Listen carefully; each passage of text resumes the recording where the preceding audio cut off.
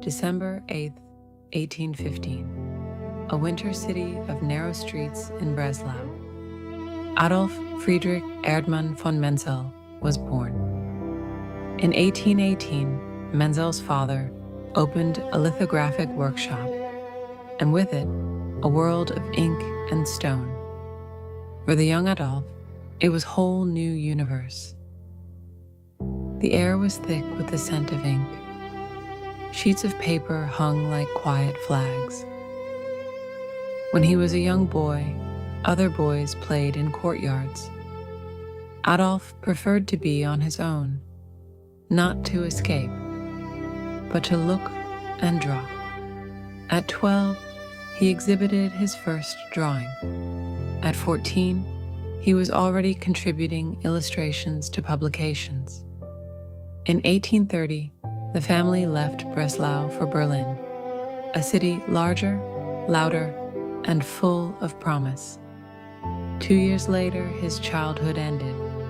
His father died, and at 17, Adolph stepped into the workshop. Responsibility replaced youth. In 1833, he entered the Berlin Academy of Art. He drew from plaster casts and ancient sculptures, but he did not stay long. He left the Academy's halls behind and taught himself the rest, learning not from marble, but from life. In the years that followed, his hand rarely rested. More than 10,000 drawings exist today. He turned to oil only after 30, and when he did, he mastered it.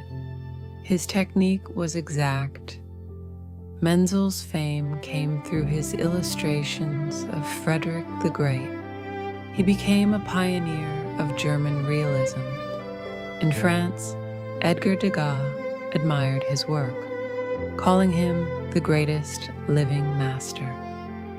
Even at the height of his fame, Menzel chose not the spotlight, but the quiet corner to observe and sketch.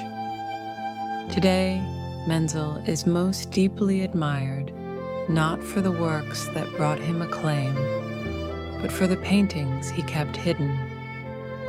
Unusual for the time, informal interiors that remained unknown during his lifetime. Simple spaces in the Berlin apartments where he lived. Rooms with plain furniture, empty floors, walls touched by light. Perhaps when painting a place one knows intimately, it is impossible not to paint what one feels. One of these paintings is now among his most admired, the balcony room. At first glance, almost nothing happens. 2/3 of the picture are empty. Only the mirror reveals some detail. Large areas remain unfinished. We feel the atmosphere in the room as a gust of wind pushes the thin white curtains inward. He never exhibited these paintings. Still, he signed and dated them. A quiet declaration that his surroundings were worthy of painting. They were private paintings, works created not for exhibitions, critics, or applause, but simply for the pleasure of the artist. Freed from public judgment, these paintings escaped the strict rules of academic art. And so they kept their freshness and their immediacy. Today, these quiet rooms, once overlooked, are among the works we admire the most.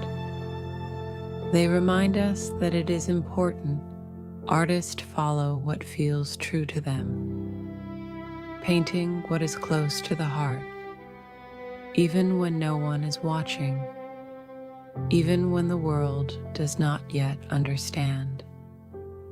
Menzel left us a quiet lesson: to work with conviction, to remain faithful to what moves us, Because in the end, the works made with the greatest honesty have a way of finding their audience, those who recognize the truth within them